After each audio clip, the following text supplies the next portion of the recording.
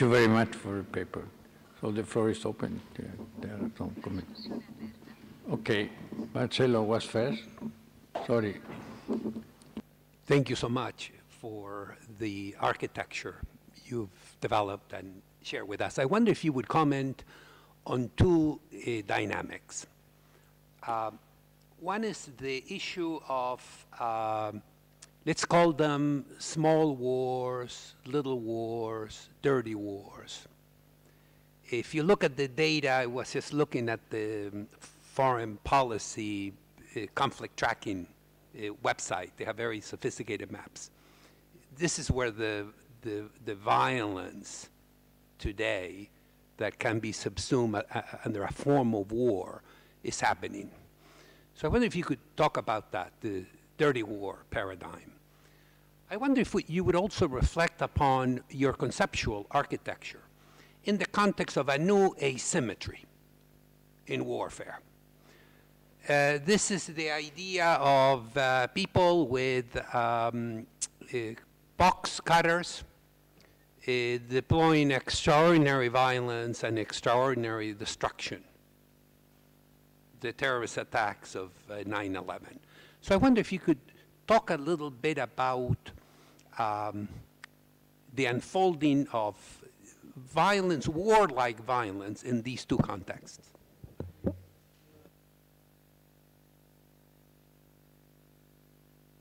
Small wars, which are basically civil wars. And you're right, the most small wars have the character of civil wars today. It's sometimes said by opponents of the just war idea, people in the just peace orbit, that the very notion of just war encourages resort to force. Instead of restraining it, it encourages it. And they point to these sorts of wars. But here, I think it needs to be emphasized that when Aquinas elaborated his just war theory, he very carefully distinguished two different settings. One was war in what we would today call an interstate context. Another was war in what we would call intrastate. And he says that the criteria for resort to force in an intrastate conflict, say to remove a tyrant, the criterion, the standard to be met, the threshold to be met, is much higher. The restraint that should be shown is much higher in these civil war settings, intrastate settings, than in an interstate setting. He's sensitive to this dynamic. And so I think that when it comes to people who resort to force in response to grievances within a polity, that's a very dangerous trajectory to go down. And I think a lot of the just peace focus on nonviolence and nonviolent approaches to injustice, including structural injustice within nations. I think they're right about that often the nonviolent approaches to serious injustice within a polity are best handled through nonviolent means. But they have a tendency to extrapolate that to other sorts of wars. And we shouldn't think that the other sorts of wars are entirely behind us. I wish that they were, but they still, the possibility of interstate conflicts remains an ever-present danger. Right? So I think maybe that's, your other point was about, yeah, but asymmetry in warfare is going to take us a little bit down a different path than the one I've addressed, because I've been focusing on what's called the jus ad bellum, whereas the discussions about what might rightly be done and what's done in asymmetric warfare settings is more what goes under the heading of jus in bello. What may be done within war, a war that's underway, what means are permissible, what means are not permissible. So, but I think that's another discussion. So I'll leave that off for now. Thanks. Thank you. I think this was a very good paper because it clarifies a lot. Just peace necessarily has to do with a negotiation for peace where power often trumps justice. And the church has always taught that without justice, there can be no peace. So this is one type of conflict resolution. And when we talk about just war, the term war is not used anymore by professionals in a way. It is not a legal term in the sense that there is no declaration of war being given by any state. So now we have interstate and intrastate armed conflict. And the Church, the Holy See's positions on all this has been very clear and consistent in international conferences. What we call just war corresponds very much to responsibility to protect criteria, which was adopted by the UN in 2005, and Holy See supported that. And as for aggressive war, what was used to be war, that is, of course, prohibited by the UN Charter. And I think one can understand this language of the Church of just war by looking at the type of violence, the type of warfare at the time of writing that was much more limited than the gruesome wars of the last century. It was mercenary-based. They were paid not to lose their life. The Swiss guards here in the Vatican, they have this long-standing contract from 1506 because they went beyond the line of duty. So I would urge you to write and publish this. I mean, there is no conflict within, I think, the ethics that we talk about, the social teaching. There's just a confusion that can be clarified by your paper, inter alia. What the proponents of just peace affirm, I entirely affirm with them. All right? It's the denial that I disagree with.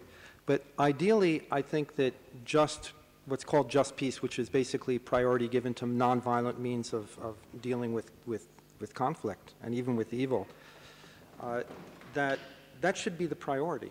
That should be the default position, all right? But in many cases, it just is not the adequate position to take in order to deal with the problems at hand. So the best approach is to combine the two, what goes under the heading of just peace and what goes under the heading of just war. There are a whole set of problems that war can't resolve. All right? So, and when war is engaged in, it has to be in view of the other sorts of methods that need to be brought into play. One of the great failures of the Iraq invasion, which in my opinion was wrong to begin with, the US-led Iraq invasion, was there was no plan for the follow-through. There was no plan for the whole set of political measures of reconciliation and so forth within Iraq that would have to be implemented. So just war was, if you want, they thought of it as just war, but it was implemented within a kind of isolated sphere without being coordinated with all the other measures that would have been necessary if it were to succeed in dealing with a grave set of problems. Monsignor. Thank you. In your paper, you did not mention Vatican II. The Council of Vatican II stated very clearly that in the age of nuclear armament, you cannot anymore consider war as a means to settle disputes between states, because it would end in mutual destruction. So, over the Cold War period, we had peace in as much as the main nuclear states knew the doctrine of deterrence and retaliation. And so nothing happened. But we cannot develop the idea of just peace as if we would still be in a situation of absolutely sovereign states who have no other means to settle their disputes. Now we have all the international organizations which do not work very properly, but our message to the nations is precisely to be able to have means of dialogue and to avoid the extreme situation of resorting to war. Now, as far as Christianity is concerned, Christianity is not a state. Christianity is living in many states, in the West mainly, and we cannot consider that an aggression, a religious aggression to Christians is an aggression to the state. It is much more complicated, and it does not overlap absolutely. This is a very, very important point which we have to clarify.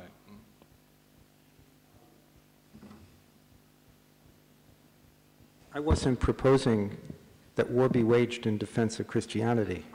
I was arguing against that viewpoint, right? But what you did have in the past within Catholic theology was this conception of the Catholic polity, the Catholic nation. And it's very clear in an author like Suarez that if the unity of the state, many of these authors worked from the supposition that shared faith was essential to the unity of the polity. That's what a Catholic nation was, on their understanding. So individuals who countered the shared faith of the polity, they could be met with armed force, right?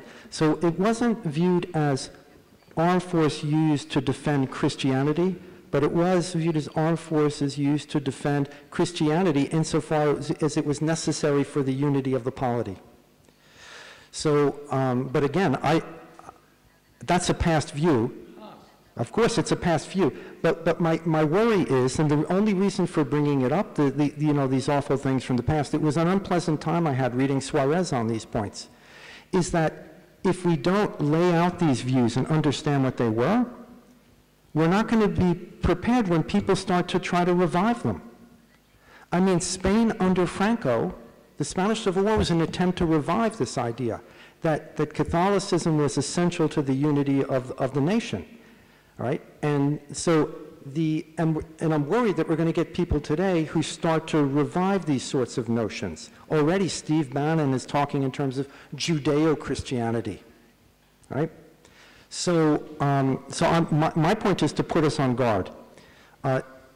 Your first point about Vatican II, I did have a quote from Gaudium et Spes that was embedded in Pope Francis's.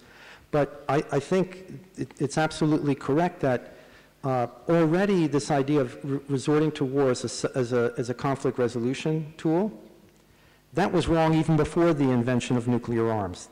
All right? You can find papal texts condemning it even before. But it becomes much worse in an age of nuclear weapons. Absolutely.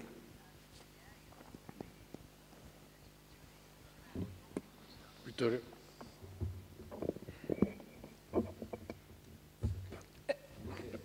Gregory, thank you very much for your presentation.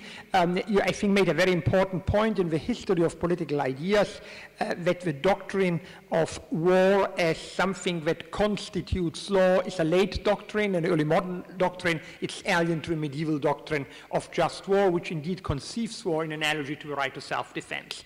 And I do think this is the right idea of just war theory. And I want to say something with regard to what Archbishop Minarat has just said. I personally obviously do think that one lack of just war theories was that they didn't have a concomitant doctrine of just peace theories. That, for example, even in Michael Walzer's famous book on just and unjust wars, one of the clear limits is he discusses only the question of the use ad bellum and the use in bello, while the use post bellum, how after the war you can guarantee lasting peace. A third category, which, for example, plays already a role in Vittoria, is completely absent from Walzer's book. So all this is correct, and it's obviously also correct that under the age of nuclear war, the inhibition to go to war must be much, much, much stronger than in the past. Still, I confess, and I had the pleasure yesterday to speak with Bishop Gallagher on this issue, that the Catholic taking leave from the just war theory worries me a little bit. In the sense, and even if your reaction was more in the realm of the history of political ideas, I had the impression you tend to believe also with me that we need a just war theory in the sense that we must do everything in order to render just wars not to occur, to prevent wars from occurring, but we must have a theory when we have a right to defend ourselves or our allies. And I would go so far as to say that if we lack such a theory to which we commit ourselves, we increase the risk of war because we weaken the deterrence element. So we need a credible deterrence. And this is only possible if the other potential aggressor knows they mean business. And I know it is horrific. I discuss in my book Morals and Politics, which has a large just war theory, the problem of the nuclear war. And I deal with the argument that was, for example, used by the philosopher Ernst Tugendhat: every reasonable person must say, if we are attacked by a power that threatens to use nuclear weapons, we simply have to give up, to surrender. And his argument is, yeah, at least we are alive even if we are subject to a totalitarian system. And my two arguments against this doctrine are the following. First of all, of course, the argument is reiterable. If then we are part of this totalitarian system, according to the same argument, every person who has some nuclear weapons within the system, some independent general, can use the same thing and use the same blackmail. So it is not guaranteed that if we then are subjected by one authoritarian state, this story will not go on. And the second aspect is again the deterrence aspect, that you can, on an abstract, in a philosophical discussion, you can have such discussions as those of Tugendhat. But in the moment in which we make such discussions public, we ourselves are triggering certain reactions in other people. And it is dangerous if we make the signal whenever a power tells us, I will use nukes if you don't give in completely, we will yield to you. We increase the desire of psychopathical, aggressive individuals to strike. May I give a little answer to what your point? Yes, thank you. In the position of the Catholic Church, I can say that because 25 years ago, I was working with Cardinal Casaroli's Secretary of State on the issues of disarmament and things like that. It is very clear that the Church never asked for unilateral nuclear disarmament, but mutual nuclear disarmament, saying that as long as the theory of mutual assured destruction was going on, it is obvious that one part is not going to say, I go, well, okay. But this is common sense. So this weakens a little bit your fear that one would disarm, go on disarmament and the other not. That's obvious. But it is clear to humanity today that a horrible thing like a nuclear conflict would be the end nearly of all humanity. And this is a disaster which has to be exorcised in a way. By other theories, we need another way to settle major differences between conflicting states.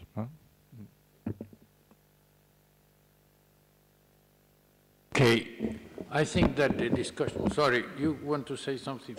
Very brief. Just, I'll keep it brief. There's a lot I could say, but just about the nuclear deterrence, there's a kind of dilemma here, because on the one hand, personally, I've tried, but I can't give a good moral argument to justify the use of nuclear threats. All right, I can direct you to where I elaborate on this.